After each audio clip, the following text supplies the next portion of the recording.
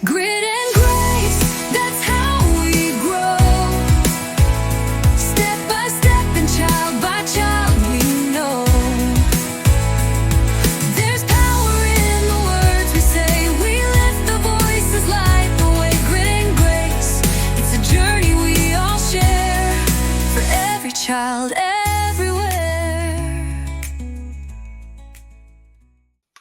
Hello, everyone. Welcome to Grit and Grace, a literacy journey. I'm your host, Gretchen Hanlon, and today I will have with me two of I think the world's literacy experts, Angela Hanlon and the woman behind EBLI, Miss Nora Chahbazi. Thank you. Excited to be here. We're so excited to have you, Nora. Thank you so much for doing this. Yes, absolutely. Okay, so let's go ahead and let's dive in. Let's let our listeners get to know Nora. So, Nora, we will start and we will ask you, how did your literacy journey begin? It's a good question. My literacy journey is quite atypical. I am a neonatal intensive care nurse I have 2 degrees in nursing, so that's what my education is. So I did that for about a decade until my middle daughter, I have 3 daughters, and my middle daughter was a struggling reader. She had been taught a very explicit phonics program. It's called a Becca, a little private school on the ocean in Guam where we had lived with the military. And when we came back to Michigan, she had been taught more of a whole language and a combination thing. And she's very, very brilliant. She was put in second grade in gifted and talented because her math scores were in the 98th percentile on the Iowa test. And in reading, they told me that she was a year below grade level. And so when I expressed my concern about that, they said, "Oh, she'll be fine because her dad's a doctor and, she'll be fine." And I'm like, I don't know about that. She was very good at memorizing a book. They'd read the same book in class like all week long, like the same story in their Basil series or whatever. And her favorite thing was not bringing the book home and reading it without the book. She could memorize the whole story. So that's very interesting. Very, now, looking back, a lot of dyslexia symptoms for sure, kind of classically. And so I didn't, really know or anything about that, but I started researching reading, and everything that I had researched, I was at home at the time. After we moved back from Michigan, I still had a preschooler. So I was staying home with her until she went to school. I hadn't gone back into nursing. So I started researching reading and buying books and buying programs and like reading research, reading everything I could get my hands on for about 6 months. And almost all of them actually, not almost, were either traditional phonics or a whole language, which was what had already failed her, right? It had not worked with her. So I'm like, there's got to be a door number 3. I don't know. So I put it out in my Christmas letter, and about 6 months into this journey, and this was back in the 1990s, my mom called and told me about a professor at Michigan State, former professor, had taught for 30 years and now had a reading center. And my mom had 12-year-old twin neighbors, boys, who had been in special ed and went to this reading center. And after just a few hours of instruction, actually, they were retested and they no longer qualified for special ed. And I'm like, no, Wow. I'm not an educator, but that sounds kind of like swampland in Florida to me. But okay. So she gave me the number to this place and I called it, and the owner answered. Her name was Annette Weinshank. I don't know if she's still with us. I've tried to contact her, and I don't think so. But she'd left Michigan State because when I said to her, "Are you teaching phonics, whole language?" and she said no and no. And the research shows this was 1997, by the way, exactly what we need to do to teach anyone to teach their highest potential. But we're not teaching it to teachers in college. And when I tried to teach it at Michigan State, people who had been my friends for 30 years no longer spoke to me. And I basically left there to open this reading center so that I could teach these kids and teach them quickly, and get them so that they could close the gap and move back into their classroom. And I'm like, all right, well, where do I find this magic little thing you're talking about? And she told me about Diane McGinnis's book, Why Our Children Can't Read and What You Can Do About It. And it wasn't out in bookstores yet, 1997. There was a new version that came out in 99. She added a few things. But anyway, I called the publisher, ordered the book. It came in the mail at about 3 o'clock one afternoon. And it was the first thing that I had laid my hands on in all these months of obsessive reading and trying to find solutions that actually made sense. It was logical. It made sense. The first chapter was kind of this hypothetical story, which is like, that is our story with our daughter. Oh my gosh. Mm. So I read the entire thing before I went to sleep that night. And I'm like, all right. And it talked about a book called Reading Reflex that's for little, younger kids. And so I got that. And after 3 hours, this child who had never read anything she hadn't memorized came home with a Bailey School Kids book and sat down on the couch and read the whole thing cover to cover and told me all about it. And I'm like, that's weird. Wow. So that's what, and it was just like now her spelling always lags. Her spelling, she'd spell was W-Z, W-U-S, she would vary her misspellings all the time, and they were never corrected in school. So I began correcting those, and but it was probably 2 years before her spelling was consistently accurate with me correcting it, but also the repetition of not being corrected in school. So that was my launching pad into the world of literacy and literacy instruction. And then I would tell friends. We lived in kind of a white collar area, and all of these other people, mostly professional people, without exception, every single mom that was a friend of mine or that I'd gotten to know had a child who was a struggling reader, like every single one. And so I'm like, oh, bring them into my house and I'll play my little trick here, whatever this was. And I would do that instruction and they would read better. And I'm like, this is so interesting. So then I became trained in phonographics, which is what Diane McGinnis talked about and reading reflexes based on. I became trained in that. And then I became a trainer. You only had to teach 3 kids, and I'd already been teaching it. So by the time I went to the training, I'm like, okay, this is not anything new because I've been doing this now for almost a year. And I was just teaching them at my home, volunteering, and helping them out. And so I became a trainer. And then in April of 99, I did my first ever phonographics training. I've always been interested really in if we could please get this to teachers in a classroom, Yes. ideally, with a fence at the top of the cliff has always been my favorite saying, instead of all these ambulances we need at the bottom. Yes. And we can, Yes. yeah, we can prevent this whole problem. So that was really, but phonographics was really focused on one-on-one. But interesting, the first training I ever did, and I look back on this pre-internet, where did I get, there was 31 people in that training.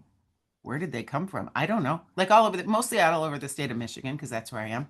But I mean, people from colleges, administrators, teachers, all kinds of people were in this training. And phonographics was a 5-day training.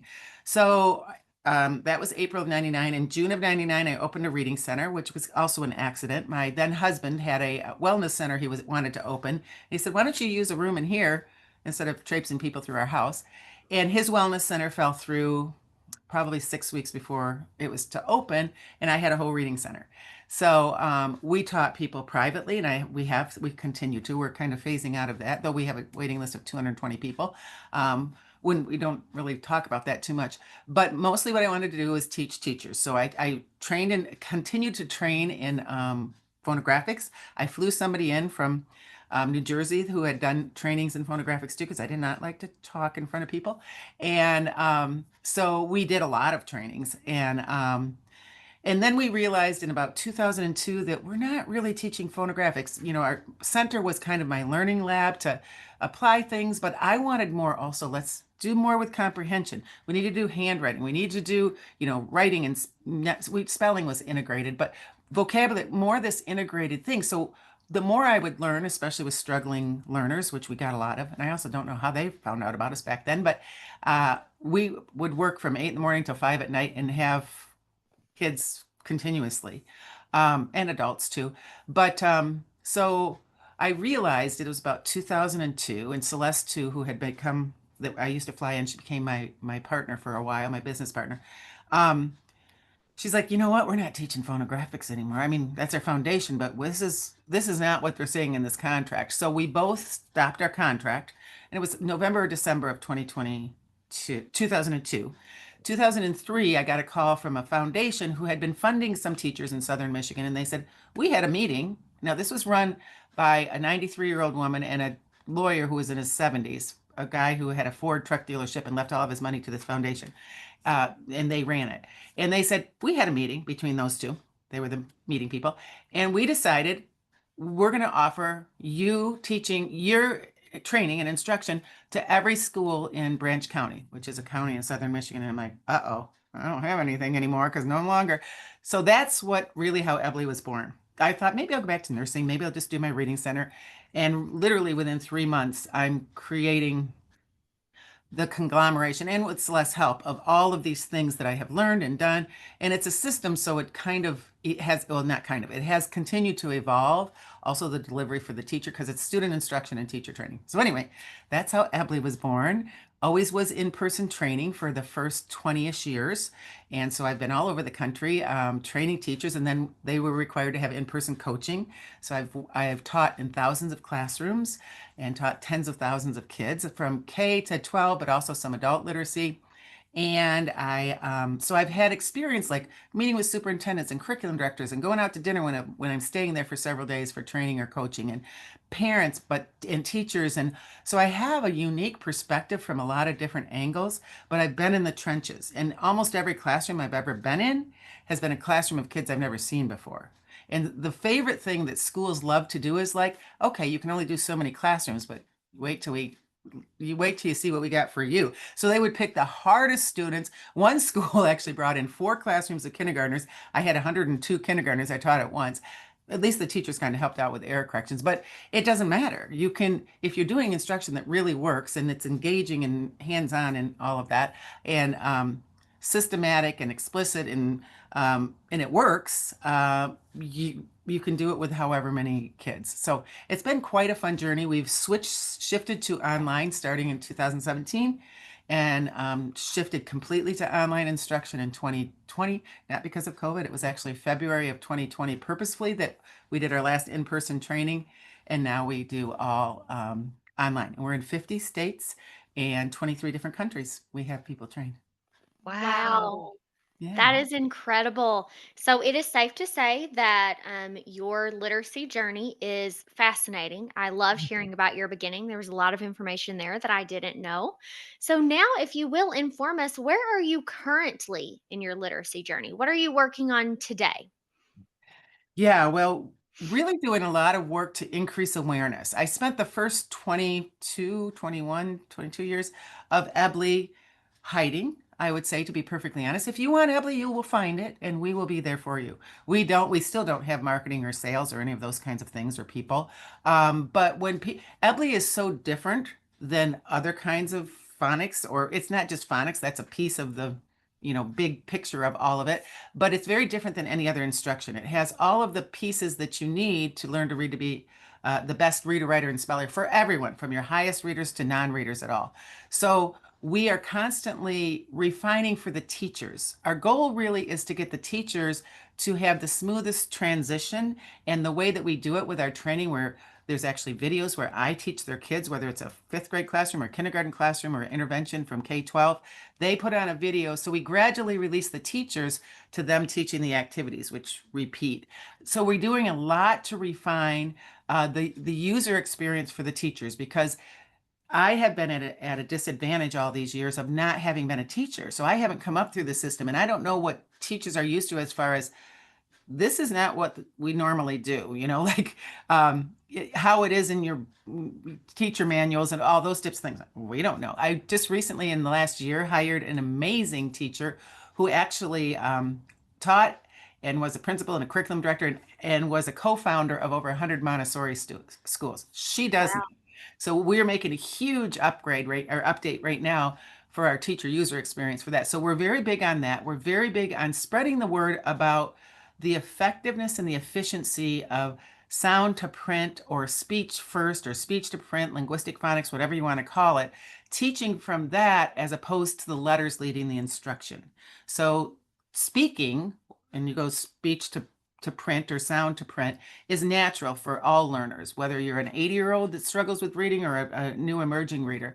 You come to the table with the ability to speak. So we go, they start, partway around the track in the race, as opposed to letters, A, apple, A, or A says A, or whatever those types of things in isolation. The letters are man-made. They're not natural. It's a whole nother layer of stuff that the learner has to learn. So that's, and the basis with it being so much more effective, but so many people say, oh, we already do that, or we, so trying, I've worked with a group of other sound to print or speech to print linguistic phonics program creators, and we have been doing that for a few years to try to educate people on what this is, and that it is not swampland in Florida, which I thought, those all those years back when I talked to Annette Weinshake, and a lot of people think it is, and I'm like, I know, it's still amazing to me when we see these gains that are like, seemingly unbelievable. But it happens, and now we have thousands, and we have 3,700 teachers trained in Michigan alone, and thousands of teachers across the country and the world. And they really, from the beginning, there's a little bit of a learning curve, of course, to shift your instruction, but they get the same outcomes in their first, time and first year of teaching this. So my goal, our tagline is teaching the world to read. And I'm serious about it. People think, oh, that's all pie in the sky. No, I'm not kidding. That's what I really, in my heart and soul and so deep inside of me, is like, look at all these millions that are suffering like my child did Mhm. unnecessarily, and it's completely avoidable. Let's get them that avoided or remediate them as quickly as possible so they don't go through a life of suffering from subliteracy. So you have you got into education not by a typical journey. And so, you were coming out of the medical field. So, what is your why that keeps you in literacy and keeps you in education? Because knowing you on a personal level, I know you've had a lot of trials, challenges, setbacks. So, what's your why that keeps you motivated and keeps you in this? Most normal people would have run screaming from the room long ago. Um, the suffering, the unnecessary suffering. And I keep my own daughter as the North Star. She's now 35 with 3 kids of her own, all preschoolers who can all segment and are well on their way to reading. But the suffering, so many are suffering. So many kids and teens and adults think it's their fault, that there's something wrong with them. They're stupid or they're broken.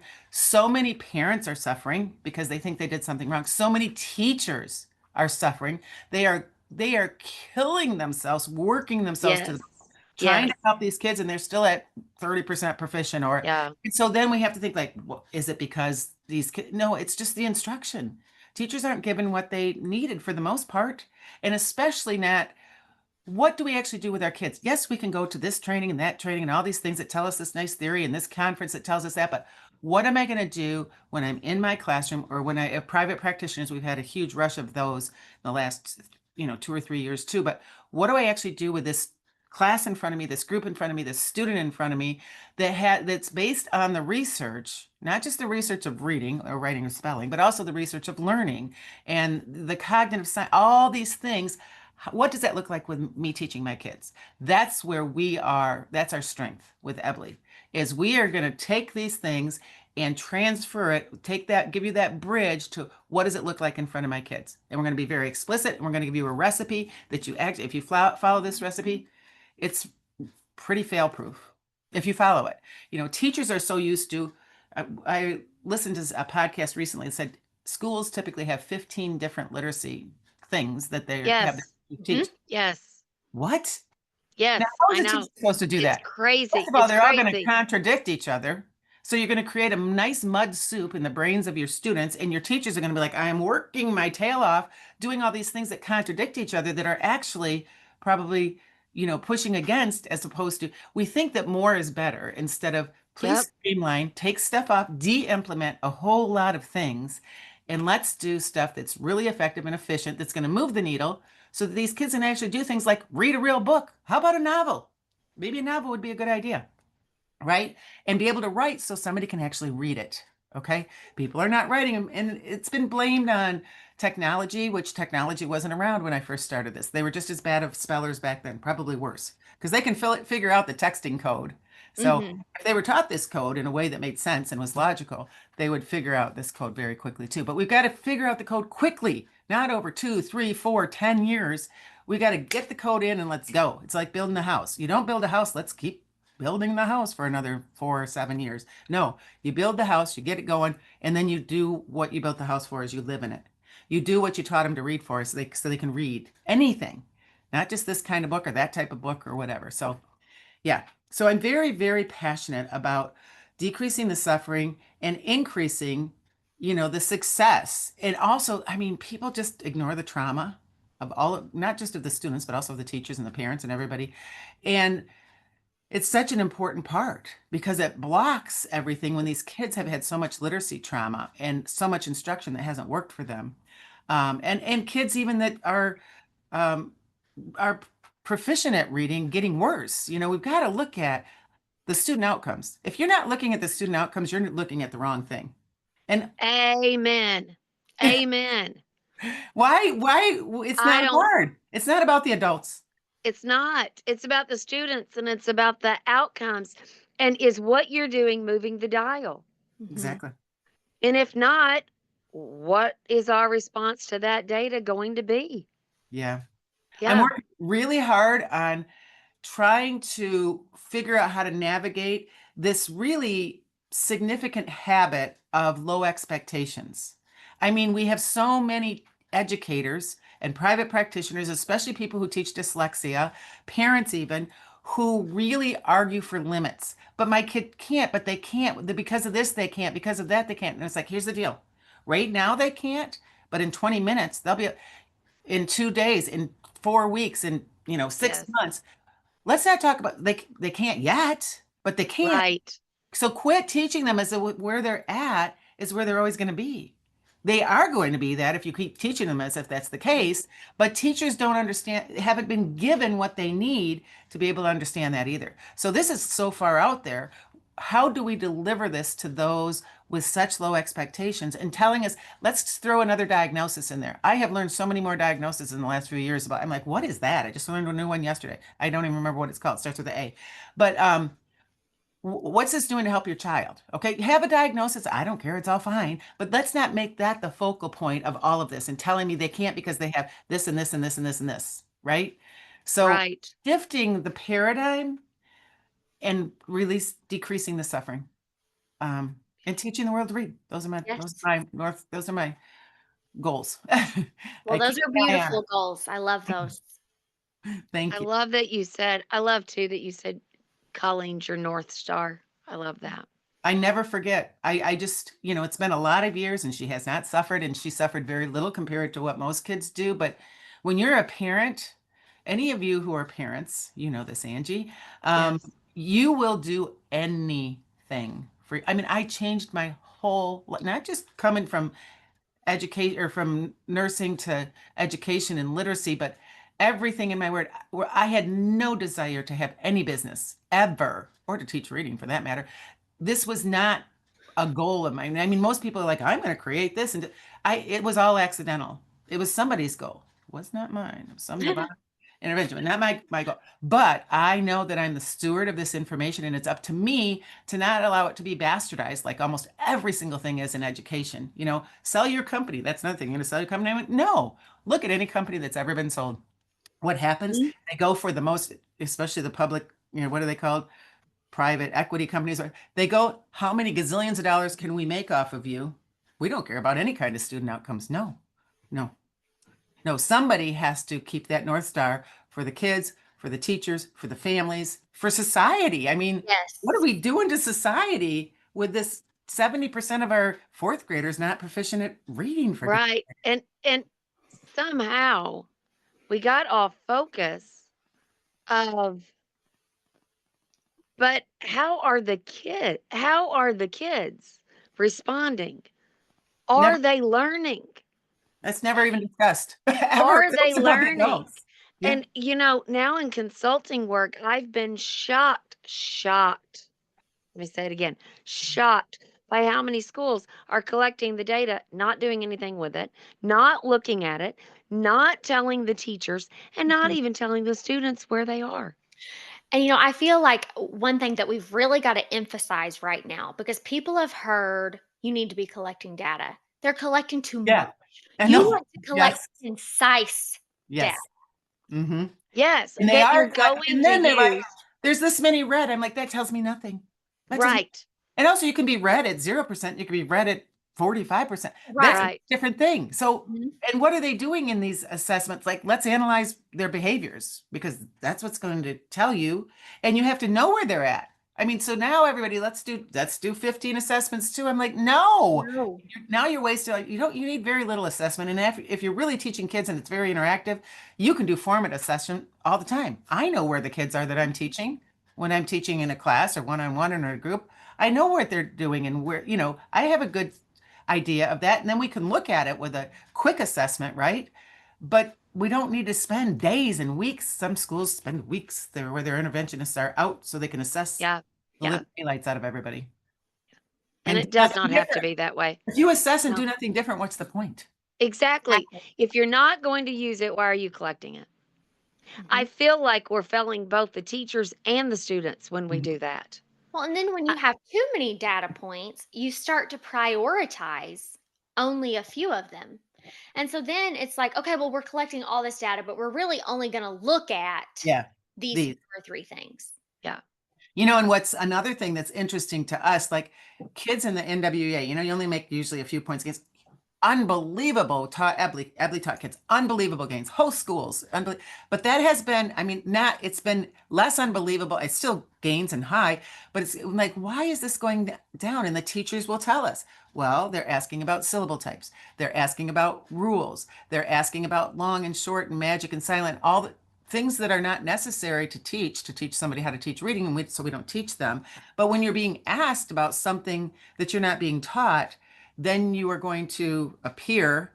I just had a school district where the classroom teachers moving to EBLI, they were doing an intervention and then they're doing another program, tier one. And they're like, well, our kids, they didn't do so well on our controlled vowels. And I'm like, what do you mean? Did you give them words that contain our controlled vowels, or did you ask them, is this an our controlled vowel, which you've not taught in EBLI because it's not necessary? Mhm. That language, that declarative knowledge. Or did you ask them to read words like car and earn and learn and work and for? Did you? No, we asked them about the declarative knowledge is not telling you how well the kids read the words, right? So that's a fight that's new now that so much of this traditional letter-based phonics is spreading like wildfire in all tier one, tier two, tier three intervention everywhere under the sun. And our assessments are leading us astray about what the kids really can and can't do. That's a problem too. Yes, absolutely. So, Nora, our next question for you is, when is a time in your life or career when you've had to lean on grit, grace, or both? Gosh, can I say every day? Yes. Yes, you can. um, Yes. you know, I feel that for 26 years, I have been climbing like desperately up a very icy mountain.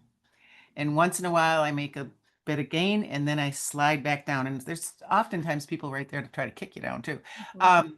So it has taken, and not just me, but my whole team, I want to say. I mean, my team for years worked for $10 an hour, no, no benefits, no nothing, happily with the focus on a mission. Almost everyone here also has had a child who has benefited from EBLI, and even some who were throwaway kids, that there was no hope for, that are now highly successful, humans and in life. But so our passion runs deep, but it is so hard. We give and give and give and give and give, and it's hard because also the teachers is such a paradigm shift, and we have to help them through it. It's hard because the administrators that I work with, I need to help them through it. There's a lot of things they're like, you know what, I don't know what to do about this. And we help them through it, which that's kind of fun. But the parents coming in here, traumatized and just thinking that the kids, oh my gosh, the kids in their trauma has gotten worse in the last few years. And I think it's because a lot of schools that they're at are doing both balanced literacy and like traditional phonics, things like foundations is one that's come out of the woodwork, and it's everywhere. So these kids have ineffective habits from two major things, and they're confused and they're angry and they're traumatized, and they're the best manipulators Mhm. about and avoiders that you have ever seen.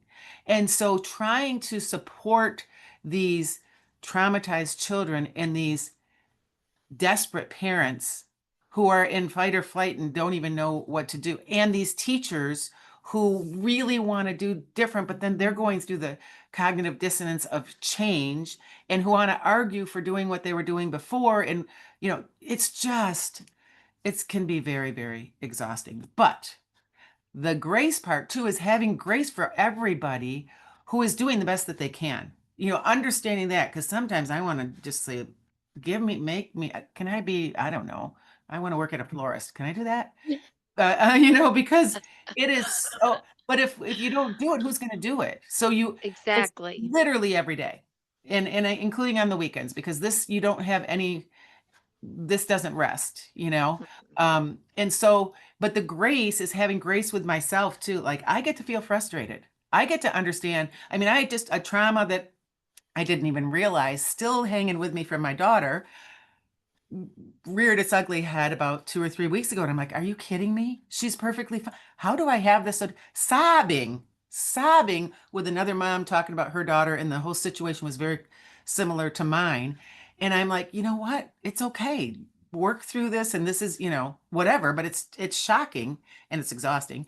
But then this beautiful child too, is now flying, where not only was her literacy horrible, her self-esteem was horrible, her behavior was horrible, she'd given up on life. Kids are Mhm. committing suicide. I mean, come on, you guys. So having grace with knowing where people are at, and also knowing if EBLI's not for you, then it would be very worthless for you to try it, because wait until it's right, or it may never be right for you. But having that kind of grace to understand everybody's at a different place, whether you're a Yes. student, whether you're a teacher, whether you're a parent, whether you're an administrator, you're at a different place in your journey. And so having that grace with everybody, having that grace with my team who works themselves really into the ground, and having grace for mistakes. We're really big on having grace for mistakes in when we're teaching kids and how we move through that, but also having grace for the adults, ourselves, Mhm. the teachers, the parent. So I think that grace and grit is the perfect term for really what's required of everyone. Somebody said, you're kind of like a tough love, um, because we have a very active Facebook group, a private one for our trainees, and another one too. But it's just like, I used to try to sugarcoat and, well, okay. No, no, we do not have the time.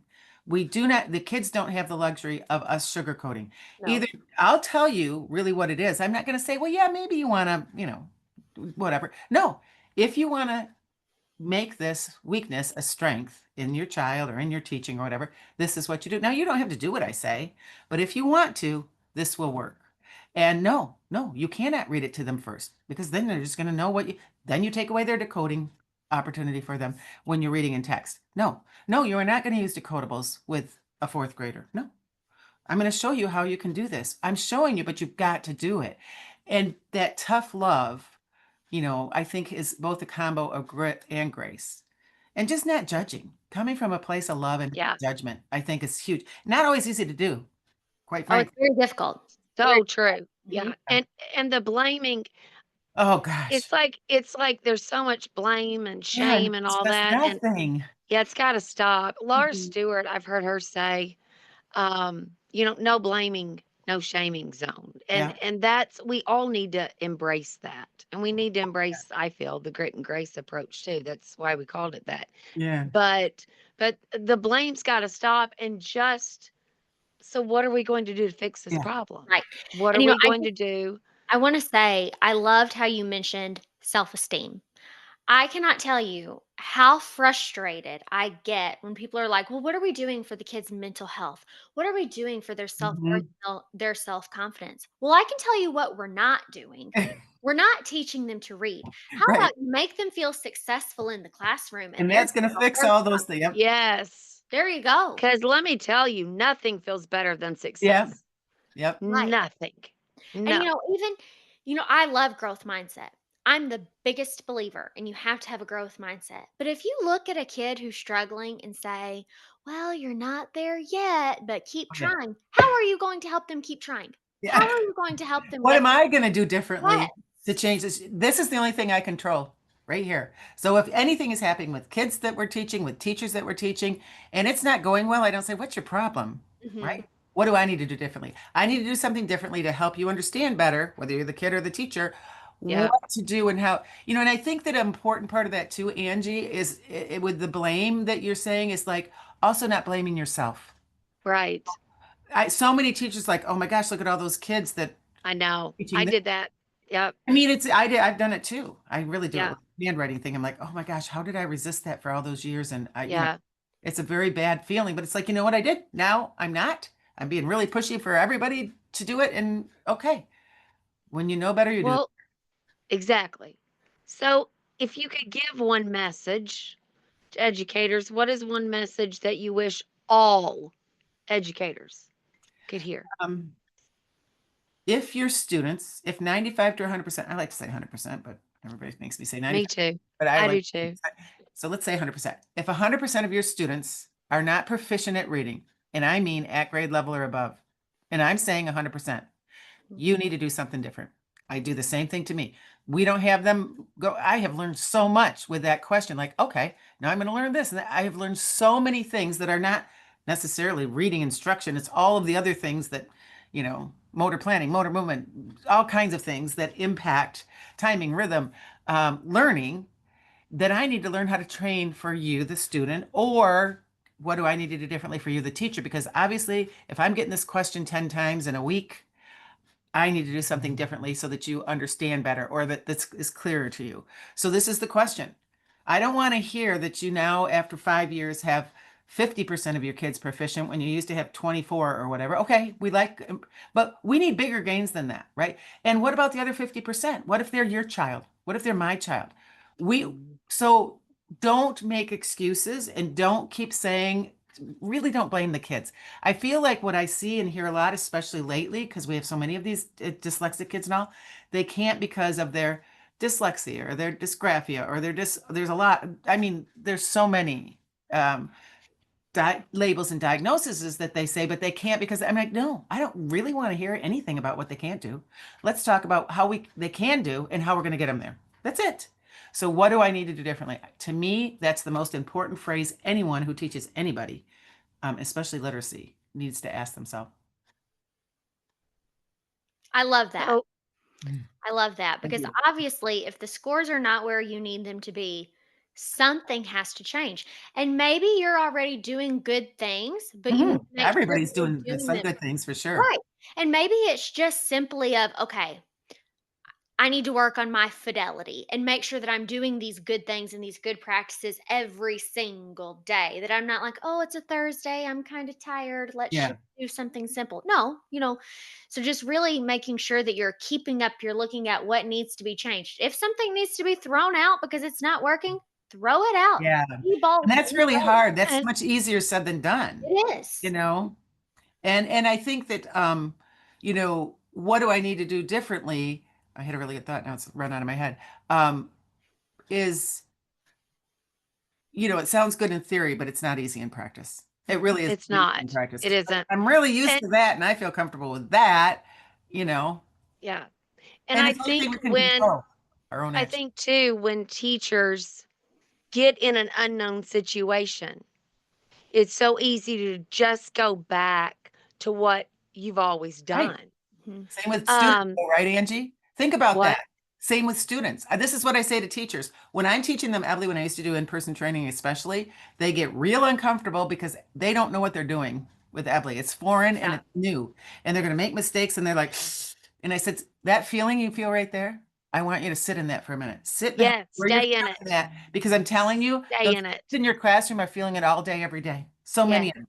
So that's the feeling. We're going to get past it, but I've got to support you past it, and you've got to support them past it. Because new learning is challenging. Breaking old habits that aren't serving you well is challenging. And, being honest and vulnerable, I think, is so critical. So important. And And I what think too, we need to realize what worked for my group last year Yeah. does not mean that it's going to work with my group this year. Oh my gosh. What Yeah. I brought out in that story last year might not be the exact same thing I need to do with that this year because I've got a different set of learners. And it's all about closing the skill gap in the students I have and taking them from where they are, Yes. taking them Yes. to the high expectation of where we want them to be, taking them there. Yeah. And it's going to look different. I can't just say, but I've always done it that way. But I've got a new set of learners here with a new set of strengths, new set of weaknesses. So, what are we going to do with this Yeah. set of students? And that's the case with every single, whether it's a class, a small group. I've got this group of fourth graders. Here comes another one an hour later. I'm like, oh my gosh, from the same classroom. You guys are completely and a totally, just when I think I've seen it all, I never even say that anymore because I know I haven't, because I'm going to get a learner in front of me that's like, what is this called? More learning for me to do. Yeah. And we've got to adjust to that. Yeah. So here with Angela Hanlon and Associates, we really like to focus on that AHA. Aha. So what has Aha. been aha, just like, oh my gosh, that was incredible moment that you have had along your journey? Gosh, there's been I could list hundreds of ahas from a variety of things, but the Share two several. I have Share I have several a of them. couple that really stand out to me that the light bulb moment thing, you're just like, how did I never think of that before? Yeah. But the first one's not that, because the first one I thought she was crazy, and I already kind of talked about that. When Annette Weinschek said teachers aren't taught in college how to teach reading, I thought, what a ridiculous thing for a college professor to say, right? I mean, I'm like, Yeah. but I don't, can It that be sounds right? impossible. I mean, It's I like, was well, just that like, doesn't even make yeah. sense. But it Yeah. really helped me, her and Diane McGinnis's book helped me, it kind of smoothed the way for me to, as I was seeing in all these trainings that these teachers don't know how to teach reading, Mhm. no fault of their own. They weren't taught how to No teach fault. reading, Yeah. you Yep. know? And so it wasn't that as shocking that it was shocking in the moment. And also reading Diane's book, I'm like, wow. But you know, for me, it was fortunate that this way of teaching that I teach is the only way I've ever taught. I know no other way. So when people are like, what about this? Somebody just asked me the other day, what about I don't know, stress syllable? I'm like, I got nothing. What about the syllable? I don't know what this is. What's a fricative? I don't know. A fun word? I don't have any idea what it even is. So I can tell you one thing I know for positive, though. Not one of those things are necessary to teach somebody to learn to their highest potential. Like Annette Weinschik said, I'm going to teach you only what you need to teach there's all kinds of fluff and extra stuff and clapping and tapping and snapping. Anyway, that you can do. But if it's not absolutely necessary to teach them their highest potential, we're not going to do it. Because I've never, ever one time talked to a teacher or heard a teacher say, you know what? I have all this extra time in my day. Can you help me fill it up? Oh, man. Is that Isn't gonna say that the no? God's honest truth? Yeah. No. So that was one. Like they don't teach teachers how to teach reading in college. It's crazy. The other one was quite recently, actually. It was probably a year ago. And there was a post on the Science of Reading Facebook page asking about the differences between EBLI and OG. And this poster said, I'm reading all over the place about EBLI. And I can't find anybody to say anything wrong. There's just all these glowing things about it, and it can't be that good. And Mm. that was like somebody threw cold water in my face because I was like, wait a minute. It's so rare that anything in education is consistently helpful, or what do I want to say, effective in helping these kids make huge gains in a short amount of time, that people think it has to be a lie. I mean, Right. that was really to me like, why are people so, not all people, but there's definitely people that are resistant to EBLI. And I'm like, it's just like with Diane McGinnis's stuff and phonographics. I'm like, people are going to love this. And everybody's like, get away from me, back away from the anything, shut up, really. And they don't want to see the effective results. They don't want to hear. The biggest trigger that's ever happened to me, this was probably the most shocking thing. This is going to be my third one. A few years back, I did a webinar, a blog, and then a webinar on speech to print, the benefits of speech to print versus print to speech, and why it's so much more effective and efficient. Okay. And then in our advertisement, before we did either of them, we put some, points about in OG or traditional phonics, there's this, in EBLI, it's this. There was 4 or 5 things. It was just in a Facebook page. People went off the rails, furious, because like Annette Weinshank told me, in an average of 12 hours, that's where she told me that. And also, the phonographics research is on that. You should be able to get really almost anybody to close the gap. Now, there's many reasons why I think that it for us, even our average has gone from actually a little less than that to probably closer to 24. Not because of the kids, but we have so much undoing of other things to do. But anyway, so she told me that. I'm like, okay, says it in this book. This lady's doing it at her reading center for the last several years. Good. So, and that's been our experience over all these years. Of all the things I never thought that people would be infuriated about, I'm still hearing about it. Is that how dare she? How dare this snake oil salesman, which I've been called more than once, say these kinds? I'm like, here's the kids and the proof, and here's the parents, and here's the other teachers who have done it too. Like, why does that why is that so infuriating? I wonder. That makes no sense to me. Why is it that it's so infuriating that this child, like we had one teacher who became a homeschool mom, has four dyslexic kids and other severe issues, that her son had been in first grade level all the years of all the things she'd done. She actually did reading recovery too, lots of OG and different programs. And she comes to EBLI, he's still at a first grade level in seventh grade. In her first 6 months, he's at a seventh grade level. He reads everything. He does, and people are like, that's not true. And I'm like, how can you tell people something's not true? Like for me, and this was way back in the beginning when I read Diane McGinnis's book, I'm like, people are going to want to know about this, but they don't. No, they're like, shut up. So then we got data that Matt Burns analyzed, and the effect size is up to 2.7 is the highest one. Almost all of them are 1 to Say that effect size one more time, because I was blown away when I saw Yeah. I can Burns's share research that with on you. it. I can Yeah, share our data. I need to put that out there more. you do. The effect size, it's from first grade to 12th to high school, and it's small group, most small group. I don't think there's any one-on-one. Most small group instruction to whole class, and the effect sizes range. There was one comprehension one that was zero point 0.5, but the teacher was a third grade teacher. He hadn't been reading books, but once he got reading books, that flew. But with his kids, or his kids weren't reading books. He was reading books, but not his kids. So the effect sizes were mostly 1 to 2.7, not heard of, like unheard of. Unheard of.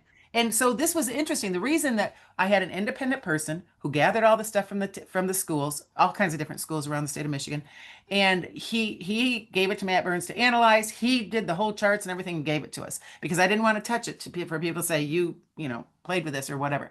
So up until that point, it was like 2005. Teachers were saying, "Where's your data? Where's your data? Where's your data? Where's your data?" So I'm like, "Here's our data," and they're like, "We don't see your data. Don't show the teacher training." One after another after other. Don't show us the data. We don't want to see it. And I'm like, okay. I know people always say that data is the thing, and that's not true. I just did a webinar. You should check it out about the disconnect between what really works well and what gets to classrooms, because it is not the data. The programs that have the best outcomes and the very best data that show the greatest gains get shoved under the rug and blocked from getting into classrooms. And it's a true story. But I talked all about that in the webinar I just did not long ago. That webinar, I was on that one. I listened to that one, and that one was fascinating. We can put that in the notes or put that Yeah, yeah. along as a resource with this. So I, you and I have a person in common that we've both gotten to know, Alana Gordon. And she's been doing this. Hmm.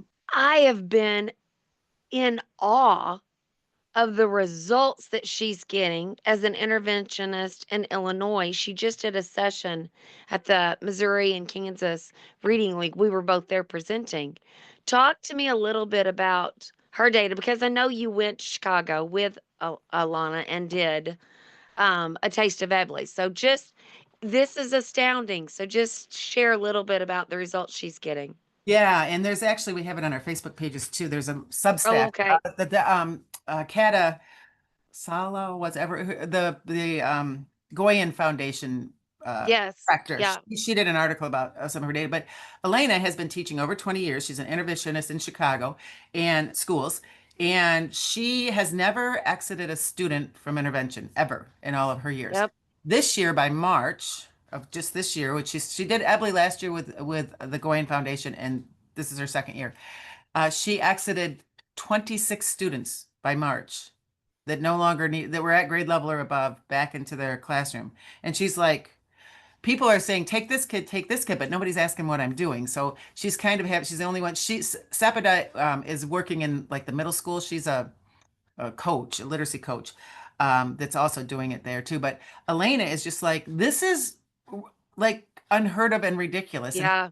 And she does a lot of presentations and a lot of conferences like She you does, do. And yeah. she's just like, I don't know why nobody's listening to me. And somebody, I think it might have been at that conference you're talking about, an EBLI person said, I was talking about the gains that I got with my kids. Now it wasn't Atlanta, but and I was telling them all this stuff, and everybody's so excited. And they're like, "What did you do?" And she said, "EBLI." And she said, "You would have thought I had the most raging case of COVID. I had just said I had, they dispersed like crazy." And I'm like, "Why is that?" I really would like to know why that is, but it's She weird. and she shared some of the data with me. Nora, some of the students were out in 3 to 6 Weeks, weeks. yeah. The gap From was red to closed. blue, red to Yeah, blue on red to her. blue. Red to blue. Yeah, lots of fun, 3 Well, actually. to 6 weeks. I'm just gonna say it. I want to go get out my old high school cheer uniform.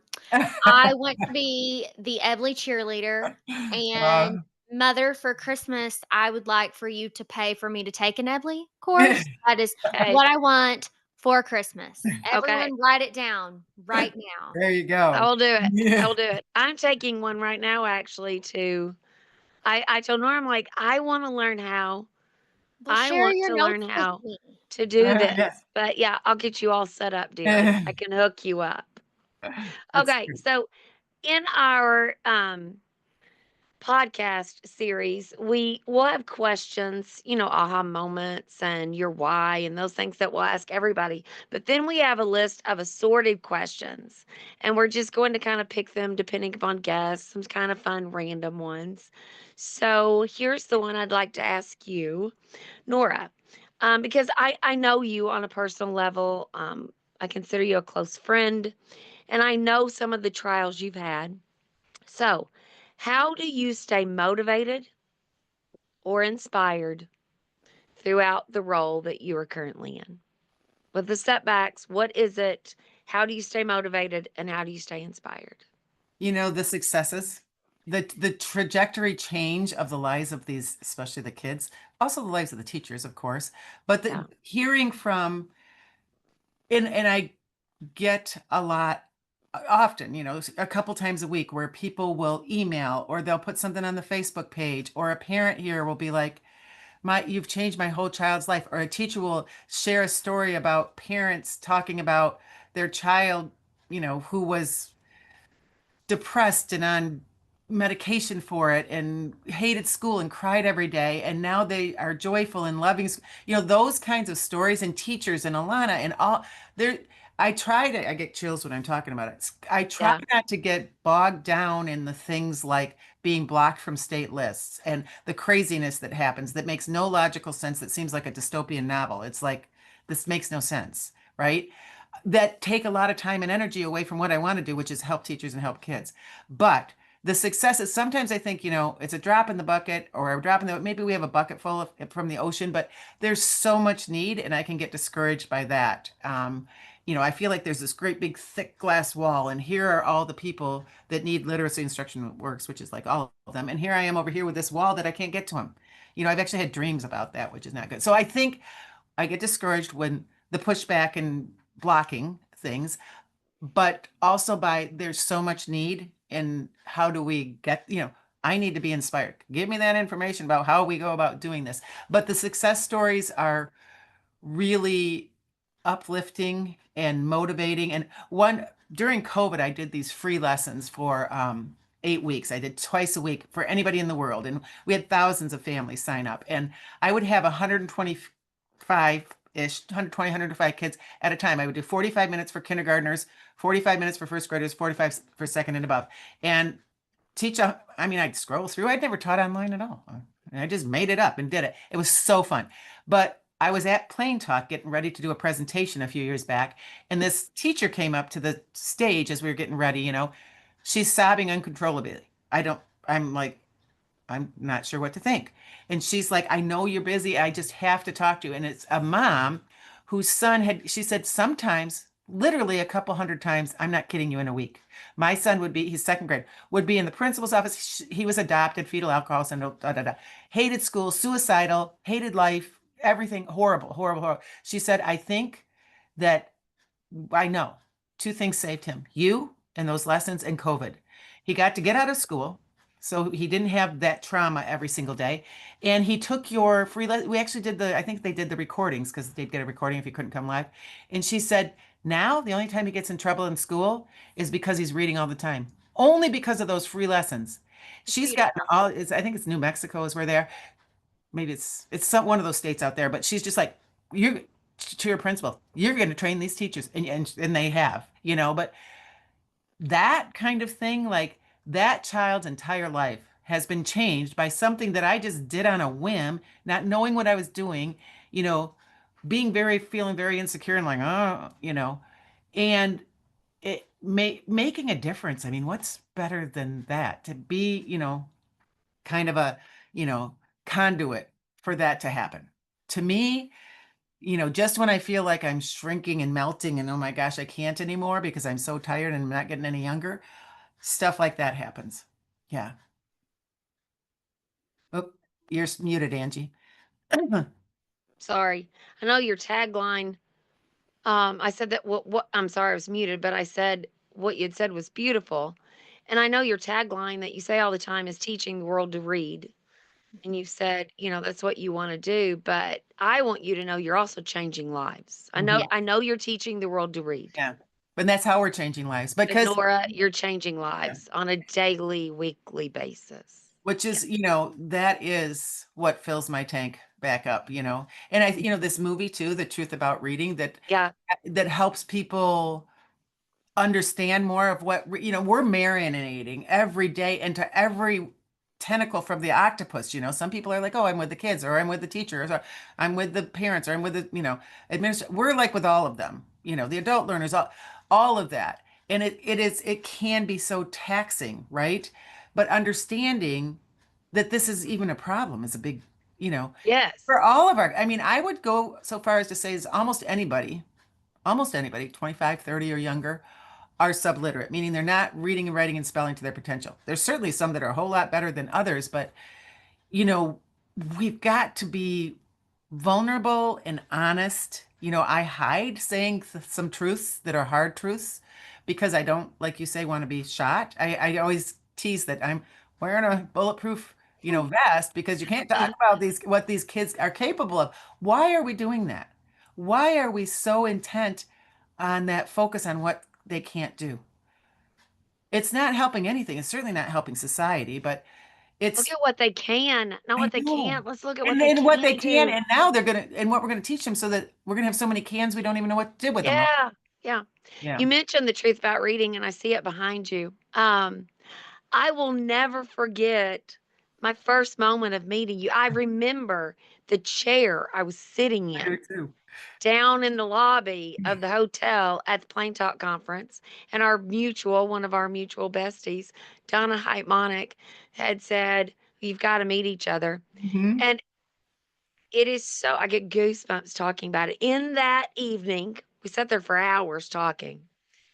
I knew you were a difference maker the moment I heard you talk. I knew that about you too. Oh, It's thank you. very And obvious. because it was our mutual language was it was all about the kids, all Mhm. about the kids, all about the kids. But you said that night, we've got to do something. What do we need to do? And we were all talking about like our dreams and what we wanted to do. And you said we should make a documentary. There should be a documentary to expose this, the truth. Donna said, I think I would like to start a Facebook group. And she said, because we need to embrace this, what we should have learned in college. And I had said, man, I would love to consult full time eventually. Lo and behold, all of that happened. But you did that from that night, sitting there at a conference, talking about our day, our lives, our dreams, and all that. That documentary happened and it's touched so many people's Yeah. lives. And Donna's gone on and touched Yeah. so many people's lives. So thank you for And you dreaming too, big. Well, obviously. thank You you. with Thank you. your book and especially your Thank you. consulting for sure. And Thank you. we're spreading the wealth of, raising the bar. Let's raise the bar. And like you say, let's help lift them up. They aren't there yet. We're gonna help lift them up and lift them up. Now raise it high. We're gonna keep help lifting them up. Yay. Yeah, Yeah. yes. We've Mhm. got to stop the low expectations. Yeah. Yeah. Yeah. It's a very significant poison that is hindering pretty much everything, Yeah. and people will, parents and teachers will fight vehemently for them, for that limits. You have to limit them. They can't read, that's too challenging. They can't do that. No, and we're like, no, you guys, I promise you. Interestingly, just today, yesterday or a couple days ago, there was a post from a teacher's like, this kid keeps putting in, like he's saying frowned instead of found, and he's doing all kinds of things that he's doing. I'm like, do this, do this, do this. And she kind of wanted to be like, he really, I mean, this kid is in bad shape. No, you just have to change what you're doing, do these things. So bless her heart, she's amazing. She goes and does them. She comes back today. She's like, I see the kid in the hall and he's like, can we read that article? Which it had words with OU as, or no, OW as, maybe it was ow sounds or whatever. Yeah, our ow sounds. Can we read The Proud Dog or whatever? And she's like, what? You want to read it? She's like, it was such torture and a struggle, and I was so frustrated. And this kid's excited because even though he got through a little bit of it, it was so much more than he'd ever done before. And I think that we don't realize what we think is a problem. I had somebody give me a very vicious email. She was at the beginning of training. She's like, how dare you because we have example videos where I can see me teaching a student or a group or a class what they're going to teach. And I had a one-on-one student. His name's Maverick. We all know Maverick, who are in EBLI. And he was in the top 5 of the thousands and thousands of kids I've taught. He was in the top 5 of struggling and most difficult. And Maverick, my hands were purple marker. I mean, I used every trick when I left there. I was just like, ugh, it was exhausting. And she's just like, how dare you have him read something so struggling? But interesting, I actually went back and watched the video, and he was very engaged. He was not traumatized, but this teacher, he's making mistakes. And I'm like, yes, and I'm given the information to fix them. And I looked actually at 3 in a row of reading that he did, articles and stuff. By the third time, I mean, he was like semi-fluent. This is a kid who had to repeat grades and knew hardly any words and this kind of thing. And I'm like, we need to understand that these kids need to struggle with our support, because how are we going to get them up here? We don't get them up here by just watching them hang out here. We've got to give them those steps and help lift them up and get them. Productive struggle. So important and really hard to, that's a hard paradigm shift for so many teachers that do EBLI. They're like, oh, this doesn't, we're like, no, we're not just having them do it and hang out flapping in the wind. We're supporting them as they're doing it. Mhm. So, You so know, many. but children rise, students, not just Yes. little kids. Students rise to the level of expectations we set So do for adults. them. Yes. Yes. All of us do. Yeah. Yeah. Yeah. So, well, thank you for your time with Yes. us. I could talk to you guys forever. It's been lovely. Gretchen, do you want to close with anything or finish Yes, us up, or will you yes, do that, please?